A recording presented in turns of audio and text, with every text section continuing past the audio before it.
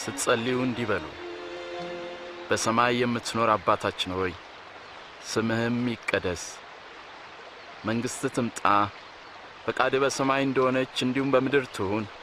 የዕለት እንጀራችንን ስጠን፣ የበደሉንን ይቅር እንደምንል የእኛንም በደል ይቅር በለን።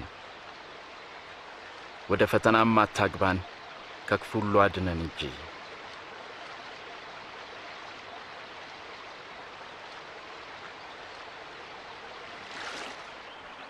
ለምኑ ይሰጣችሁማል፣ ፈልጉ ታገኙማላችሁ፣ መዝጊያን አንኳኩ ይከፈትላችሁማል።